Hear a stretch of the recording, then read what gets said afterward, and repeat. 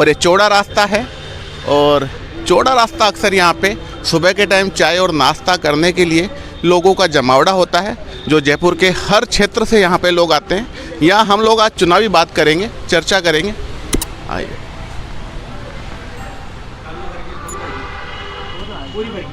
नमस्कार भाई साहब। आते जाएंगे 10-5 साल निकाल लेना था। हम यहाँ चुनावी चर्चा के लिए आए हुए हैं, किशनपोल विधानसभा क्षेत्र यहाँ, और सुबह का टाइम तो लगभग हर विधानसभा क्षेत्र से यहाँ पे लोग जुटे हुए होते हैं, इसलिए हमने ये स्थान चुना। आप कुछ बताएंगे यहाँ पे क्षेत्र की समस्याएं क्या है विशेष? कौन से क्षेत्र की? आप किस क्षेत्र से आते हैं? हम आदर्श नगर से आते हैं। आदर्श नगर से। अच्छा, आदर्श नगर क्षेत्र में लोगों की मुख्य समस्या क्या है? आदर्श नगर क्षेत्र में लोगों की मुख्य समस्या जो है, सबसे ज़्यादा जो हमारे एरिया में, वो पलायन की समस्या हो रही है। हमारे यहाँ से लोग बाग पलायन कर रहे हैं और शहर के बाहर जाके बस रहे हैं। तो हम चाहेंगे कि इस समस्या, ये जो बड़ी जटिल समस्या है, इस समस्या का निदान किया जाए। एक समाज वर्ग है जो स्पेशली सिटी छोड़ के, शहर छोड़ के ये लोग बाहर पलायन कर रहे हैं, तो इस समस्या की ओर ध्यान केंद्रित करना चाहूँगा। ये जो चुनाव, राजस्थान विधानसभा 2023 का जो चुनाव है, इसमें मुख्य एजेंडा क्या रहने वाला है? सुरक्षा, विकास या पलायन? देखिए, मुद्दा तो तीनों मुद्दे हैं, वो तीनों ही आपने जो बताए हैं वो बहुत ही अहम है।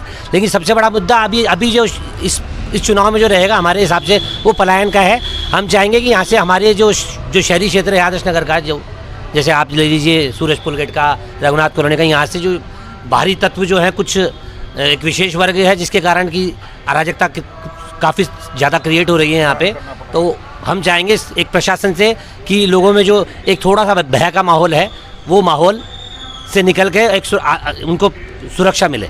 नहीं, पलायन तो समस्या है, और पलायन समस्या नहीं है, ये तो लोगों की इच्छा है। अगर पर उसमें जो मूल है कि समस्या की जो जड़ क्या है, वहाँ अराजकता जड़ है कि कहने का मतलब यह है कि विधायक से या सरकार से आपकी क्या अपेक्षाएं हैं कि ये पलायन रुके? देखिए, अपेक्षा ये है कि एक्चुअली में क्या होता है कि जो वहाँ का जो माहौल है, हमारे जो क्षेत्र का जो माहौल है, वो ऐसा लग रहा है कि इन दिनों कुछ तत्व इस तरह के आते हैं। अभी आपने देखा होगा कुछ 1 महीने पहले जो घटना हुई है, तो एक भय का माहौल सब जगह, क्योंकि हमारी संस्कृति हमें सिखाती नहीं है कि लड़ाई झगड़ा करें या विवाद करें, लेकिन एक विशेष वर्ग है जो इन चीज़ों में काफ़ी ज़्यादा एक्टिव रहता है। चलिए, ये थोड़ा सा कम्युनल बातें होगी। एक महीने पहले की एक घटना का इन्होंने जिक्र किया, आप उस घटना के बारे में कुछ बताएंगे?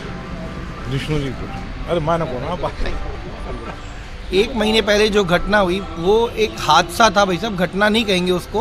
वो एक दुर्घटना थी कि एक समुदाय विशेष ने उसको जो है हादसा बना दिया कि साहब ये ऐसा हुआ है। वो एक दुर्घटना थी, रोड एक्सीडेंट है, उसमें 2 लोग आपस में भिड़े और किसी एक की हत्या नहीं बोलेंगे उसको, कि आपस में झगड़े में जो होता है वही हुआ। उसमें ऐसा कुछ विशेष नहीं था। लेकिन जो सरकार की तुष्टिकरण की नीतियाँ हैं, जो सरकार का एक वर्ग विशेष के लिए जो प्रेम है ना, वो उसमें साफ उजागर होकर आया है कि अगले मात्र 3 घंटे में उसको 50 लाख रुपए का एक चेक, सरकारी नौकरी और डेयरी बूथ आवंटित कर दिया।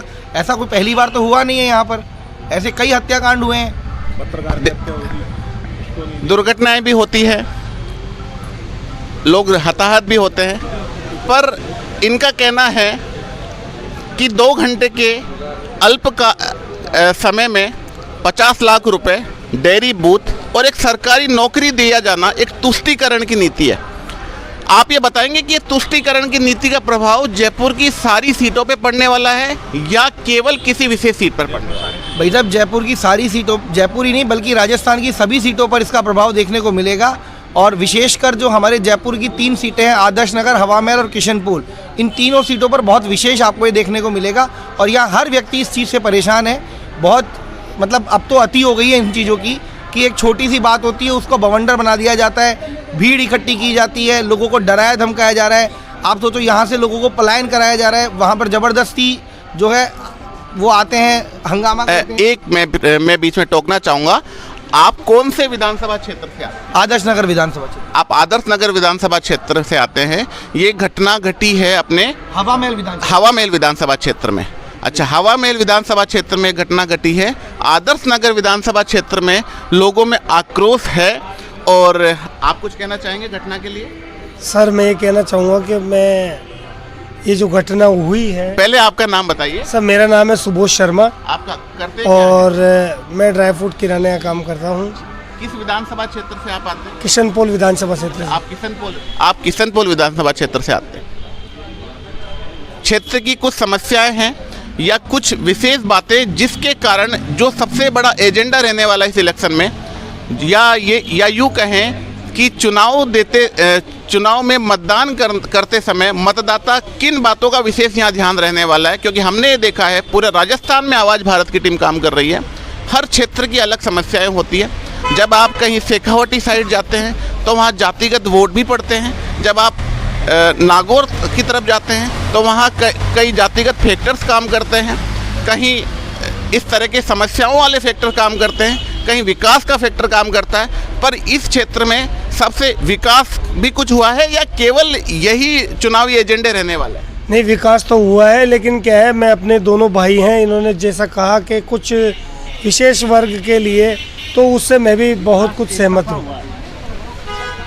विकास जो किशनपोल विधानसभा में जो विकास हुआ है वो एक तरफा विकास हुआ है। सशक्तिकरण की राजनीति के हिसाब से विकास हुआ है। जैसे अगर कहीं हिंदू एरिया है तो वहाँ विकास नहीं है, मोमडन एरिया में विकास देखने को मिलेगा। बिल्कुल, इसलिए ये जनता नाराज है।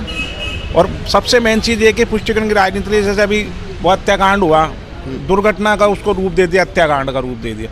ऐसे हत्याकांड, जैसे हत्याकांड हुआ आदर्श नगर विधानसभा में, पत्रकार की गर्दन काट दी, उसको तो 50 लाख नहीं दिए गवर्नमेंट ने। और इन दो विधायकों ने मिलके एक ऐसा माहौल बना दिया, डर का माहौल बना दिया किशनपोल विधानसभा क्षेत्र में कि साहब ये ऐसा होना, और 5 मिनट के अंदर सारा हरजाना उनको दे दिया गया। तो पुष्टिकरण की राजनीति है। ये जो विधायक हैं ये सब पुष्टिकरण की। उदयपुर में वो जो टेलर मास्टर थे, कन्हैयालाल हत्याकांड हुआ, उसके अंदर क्या हुआ? आज तक कोई समाधान नहीं हुआ। नहीं, उसमें समाधान नहीं हुआ। देखो, क्या मिला? उदयपुर तो बहुत दूर है। व्हाट्सएप कंट्रोवर्सी एक अलग चीज़ है और क्या मिला क्या नहीं मिला ये एक अलग मैटर है। पर 2 घंटे में मुआवजा देना आपकी विशेष समस्या है। 2 घंटे में मुआवजा मिला कि उनको ऐसा लगा कि उस समय जो ये दुर्घटना हुई थी उस समय ऐसा लगा कि अगर वो 50 लाख का मुआवजा नहीं दिया जाता तो शायद ये जो छोटा सा ही कांड हुआ था वो बहुत बड़ा रूप ले लेता। कोरोना का जो समय आया उसमें व्यवस्थाएं थी या किस तरह से सरकार आपके साथ थी, उस पर आप कुछ बोले?